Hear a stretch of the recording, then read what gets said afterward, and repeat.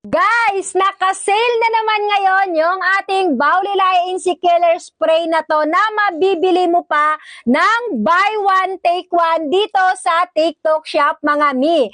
Kung problema nyo guys, ang mga langaw, ipis, langgam, lamok or anumang mga insekto nagsisiliparan dyan sa bahay nyo, ito na po ang sagot sa problema nyo para hindi na kayo mahihirapan pang tabuyin yung mga langaw, ipis, langgam or anumang insekto nagsisiliparan or nagsisigapangan dyan sa bahay nyo mga mi.